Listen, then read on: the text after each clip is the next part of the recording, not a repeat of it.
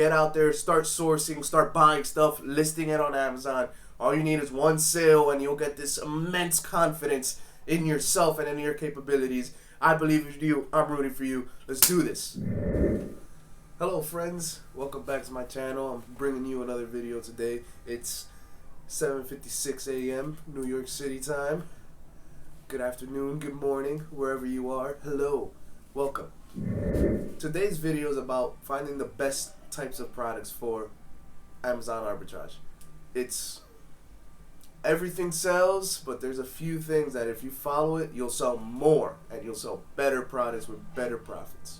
The best products for Amazon arbitrage are the ones that are moving fast and that you can have a good profit in. Kind of simple, right? So the first thing that you would look at is that you want to determine what the sales velocity is. How fast, how many times a month is this product selling? So the first thing you'll look at is the ranking. Maybe you're looking at something in the home and kitchen category that has a 120,000 rank. That's phenomenal for that category, because you have to remember each category has a different quantity of products, and I think home and kitchen home and kitchen is probably one of the biggest ones. So I know a lot of people recommend stay below 100,000 in any category, but I sell things with 200,000, 300,000, 400,000. I think I've even sold things with 500,000 bestsellers rank in a month, in less than a month. So it depends on the category. So I don't like that rule about only going for the top 1% or the 100,000 range, because just a few weeks ago I sold three units of makeup that were in the top 7%. So things sell either way. So ranking is not the most important part, but it does play a factor. You know, you get to see like the seasonality of things. You're able to determine when is the best time to sell it and that sort of stuff. Number 2 is the keeper chart. I want to give you guys a quick lesson on keeper. One sec. Sorry for my poorly drawn out keeper charts, but it's a good message that you guys are gonna see. So people always say keeper's king, keeper's the best thing. Learn how to read a keeper chart. You did not see that. So this is what they mean. Usually when you look at a keeper chart, you know, you have the chart like this and then like this. So what they mean by a good keeper chart is you want to see something like this. You want to see that movement. You want to see that static. Whenever you see these hills and maybe like a sporadic, just one drop, that usually indicates a sale. But there's some listings where that green line is just straight like this, but the BSR is still, let's say, 100,000 or 200,000. I don't know how that works, but that's why you got to look at the keeper. You always got to look at the keeper, because you'll be able to see, all right, is this product moving? Does it sell?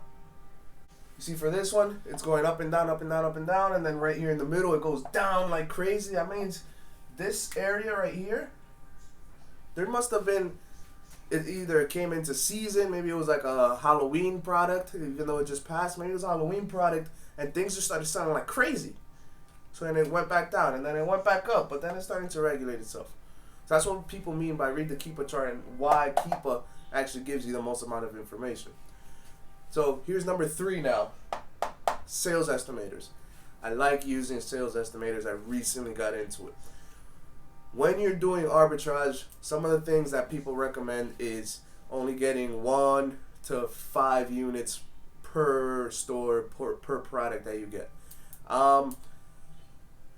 I understand that, and I understand the logic behind it. However, when you're using a sales estimator, my personal favorite is FBA Toolkit. I'll put a link in the description below.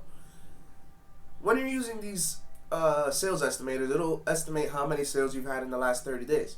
So if you're on a listing that has, like, let's say, for example, a 70,000 BSR ranking, which is pretty good, let's say in the home and kitchen category, the keeper chart looks like this. I guess now you know, okay, based on that, as long as you're getting it for the right price, it's a buy, right? But how many can you buy? Well, you don't want to base your decision off just gut feeling.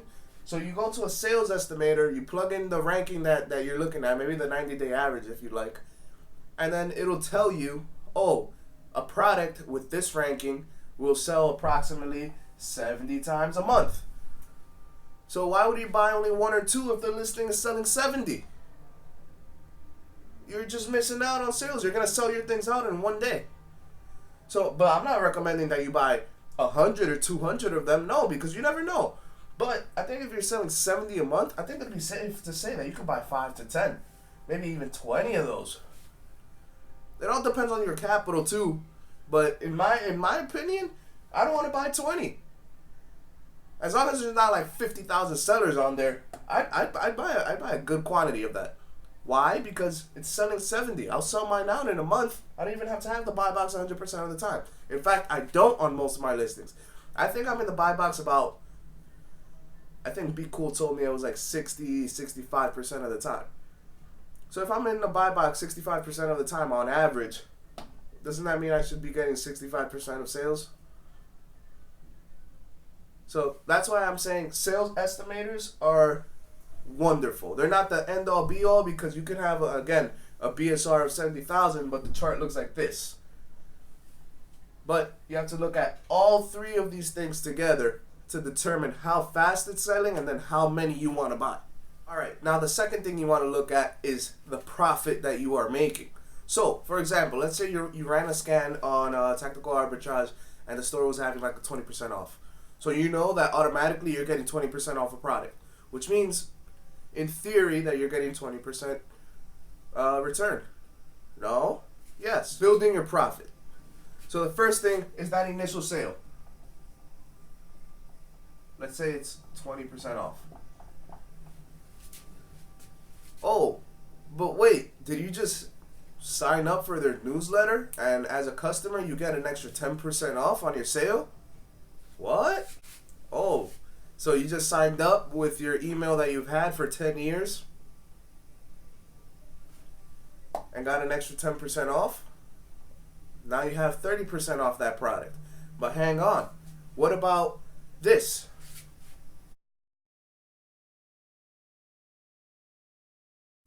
Cash back. You got another 5% off. Oh, by the way, guys, my favorite tool to use right now is Rev ROI. I think it was Chris Grant that created it. He's an awesome guy. It compares all the best cashback sites. There's Ebates, or I think they changed it to Rakuten, Rebates Me, Lemony, Retail Me Not. There's a bunch of them. But it'll compare all of them and tell you the best ones. It's a quick Google Chrome extension. I'll probably provide a link in the description below as well. It's awesome. But look, here, 20% from the sale, 10% because you're a new customer, 5% back. What's that? Total of 35%. If you wouldn't have added the extra newsletter or looked for that, or the cash back, you would have only had a 20% instead of a 35%. So this is how you're building more profit into your products. You have to look for these little key things. You have to get good at finding these and using them. But hang on, I'm missing another big one. Gift cards. Gift cards. You can be buying $100 gift cards for like $85. What's that? An extra 15%. So what? On top of the 35, you're getting 15% more? You're at 50. I don't know if you guys are going to be able to see that. But that's 50. 35 plus 15 is 50. So that's how you take a product that's going to be doing okay or whatever, you're going to get an okay return, to a fantastic return. You have to build your profit into these products. Not every single product is a winner, but you have to find ways on how you're going to make it a winner. Alright guys, now let's say that you're like me and you're one of your favorite categories is the clothing, shoes, and jewelry category. As you guys may know, that category is prone to have a lot of shirts, jeans, shoes, socks, bras, panties, bikinis, whatever. But with that comes, if I'm looking at a listing for this Arbitrage shirt, they probably have a gray one too, right? And they probably have a red one, and a blue one, and an orange one. What does that mean? Variations.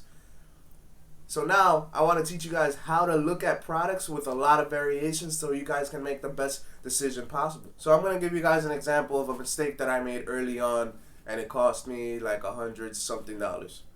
I bought these shoes. They were burgundy shoes, women's shoes. I didn't know anything in the beginning. So I bought 2 size 5 shoes in women's. I thought they were going to sell. I don't know. Spent $120 on both of them. They sat in Amazon for like 8 months. I had to lower the price to below what it cost me to try to get rid of them. And it still took like 7 or 8 or 9 months to get rid of them. But why was that? It was because I wasn't following the proper steps, or I wasn't following the information. I was just following my gut. So with variations, you have to always try to find what are the most popular colors and what are the most popular sizes, right? I'll tell you right now. In women, usually it's size 7, 8, 9, sometimes 10 in shoes. If it's men, 9, 10, 11, 12. Those are the most popular. Those are going to be the highest selling, the fastest selling. Those are just going to be the best ones. So I don't want to get you guys into buying clothing, shoes, or whatever, and then you'll see that, you bought a size 6.5 in men, or 7 in men. Like, you can't expect that that's going to sell very fast, because most men are not a size 7. You understand what I mean? So, I'm going to give you guys a trick on how to, not a trick, a suggestion on how you can study these variations. I use Rev Seller, and then I use the variation viewer. So what it is that when you pull up the listing, it's going to be a box that comes up on top, and it'll automatically pull in the weight and dimensions of the product along with the BSR, and it'll calculate how much estimated fees you'll have, so it'll be able to plug in your prices, your buy price, and then you'll be able to see your profit. So right underneath that, you have the variation viewer, in which it'll open up every single variation the listing has, right? So once you see all that information, right at the top, the first thing it says is the most popular colors and sizes based on reviews. So usually from there you can kind of gauge, it takes a certain amount of people to get one review. So if these colors have 10, 15, 20 reviews, they must be getting the most amount of sales. So and those are the products that you want to buy. You want to be trying to buy, for example, if it says, 7 is the most popular because it's the most reviewed, so you want to get a size 7 black shoe, you know what I mean, or shirt, or whatever. Just you have to compare those numbers, the information from the listing, and then you make your buy price. I'm gonna put a link in the description below for the for the Rev Seller. It's really awesome. I don't know how I'd be doing it without it. Oh, here's another thing. Sometimes in Amazon you'll see this. One second. Sometimes you'll see that you'll have a bunch of products. Most of them are selling at $49.99, but you might have this one thing that's an outlier that's selling for like $100 or $200. Sometimes they're drastic. These are what I call risky buys. Look, why would someone want to buy something for double or triple the price of everything else on Amazon? Sometimes what Amazon will do is suppress that buy box, which is, you'll still get sales, but I don't want you guys to be buying a crap ton of inventory like this, where it's a bunch of these inflated prices. Why? Because it's a dangerous game. Because let's say if you're buying on the basis that you could make a profit at this number, at that 109 number, but you'll lose money here, it's just not a good buy. It's not a good thing for you. There's a high potential that you'll lose money. What if another big competitor comes in and drops that price to $49.99, and you just bought 37 pairs of those size 6 shoes or size 9 shoes? You're gonna lose some money. This would not be a smart buying choice. Alright guys, here's another tip that I want to give you.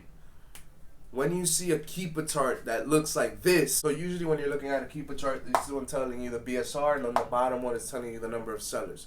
Here's what happens though. When you use blue for the price, sometimes you'll see on a listing that the price remains like this. I'm gonna use green for the listing. Sometimes you'll see that the price is really good for the most part, but then you'll see this, maybe in the last few weeks or so, a bunch of sellers are coming into the market. So that means one, increased competition. So you might sell, instead of selling your 10 units in a month, you might sell 2 or 3 because you're rotating buy box, unless these guys are jerks or newbies or whatever, and then they do this to the price. Oh, look, increased competition. The price was so good. Oh, no. The price comes down. It almost always happens. Bunch of competitors come in. Almost always you can see the price going down. Why? Because some people reset their prices to drop down to always get buy box, always get buy box, always get buy box. Some people just don't care. They just want to make $1 on a product where they could have made $15, and they come dropping that price. So be weird. Be weary. Wary. Pay attention to this. Try to look at the number of sellers entering. If you see something entering rapidly, that could be signs that there was like a big sale recently, like a nationwide sale, and a lot of competitors are gonna come enter the market, and this is gonna happen. Also, remember to build your profit, like I said a few minutes ago, where you have to add your cash back. Make sure that you're doing the coupon codes, everything as much as possible. So try to build in your profit. So if something like this happens, maybe you'll just break even instead of losing money. All right, I touched on this just now, but here's another thing. Sometimes there's nationwide sales. You want to stay away from these as much as possible, or try to be at least smarter than the competition in one way or another to try to avoid the herd. Avoid the herd. One time, my brother and I, we bought 17 coffee machines. They were selling at $85 consistently. The price was super straight. We got them they were on sale for $35. We bought 17 of them. But guess what? 30 other sellers also bought 17 of them. We know what happened to that price? Exactly. Competitors went up, price went down. Supply and demand of freaking economics. It took us longer than what we expected to sell, and we were selling them at our cost price. It happens. It happens. It was a newbie. It was not a newbie. It was a newbie mistake, but at the same time, now we know not to pursue those nationwide sales, or maybe just be a little bit smarter about them. One more thing, I think this is my last point, because I know you guys must be sick of hearing me talk. I'm sick of hearing myself talk. But here's another thing to stay away from. A lot of new sellers have been getting scared of this, which is an IP complaint. Getting an intellectual property complaint from Amazon. Why? Because it puts a ding on your account, on your health metrics, and it's kind of scary, honestly. So here's what I want to do to help you guys avoid getting IP complaints. Here's one tip. First off, do not sell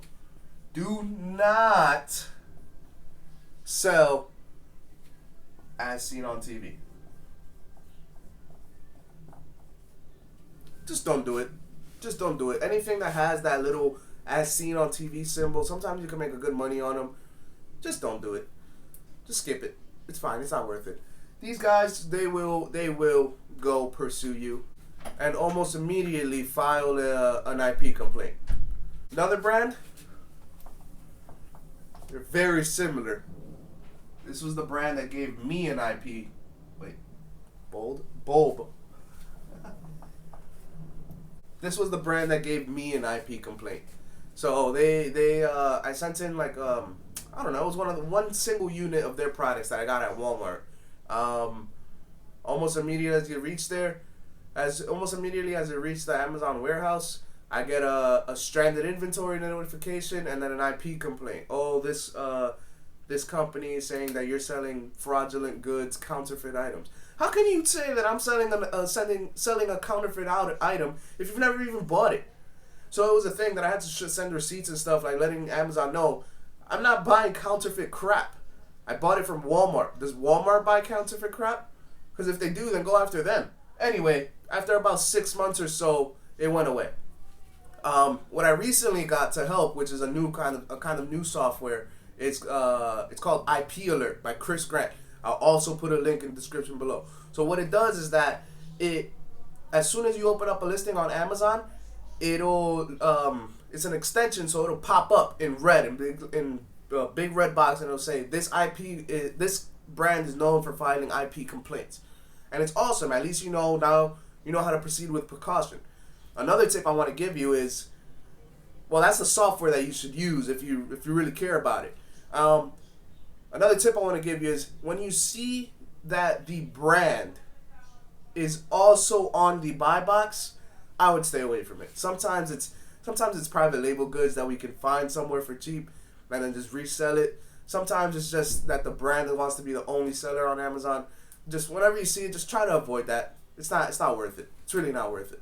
All right, guys. So I want to recap for everything that I talked about. I know it was a lot. I barely remember what I said. So I know, guys, you have to learn how to build in the profit, build in your profit into your products. You have to find things that sell, that move. Use FBA toolkit. That's my favorite tool. Look at all the information you have before making a decision. Look at your competitors. Look at your buy price. See if you can get a better deal. See if you're good for IP complaints. All that sort of stuff, and then you should be fine. You should be selling a lot of stuff. You'll be good. I promise you, you'll be good. If you do this thing, if you do these things, you'll be all right. Don't forget to join my Facebook group. I'm gonna be there. That's where I hang out. Maybe maybe we could talk one-on-one if you'd like. Anything you want. I'm gonna also put that link in the description below. I'm getting tired of saying that. Be sure to join that community. I'm here for you guys. I really want to see you guys win. Be sure to look at all the variations. Don't forget about that. And I think that's it, guys. That's it. Have a wonderful, wonderful, wonderful day. Get out there, start sourcing, start buying stuff, listing it on Amazon. All you need is one sale and you'll get this immense confidence in yourself and in your capabilities. I believe in you. I'm rooting for you. Let's do this.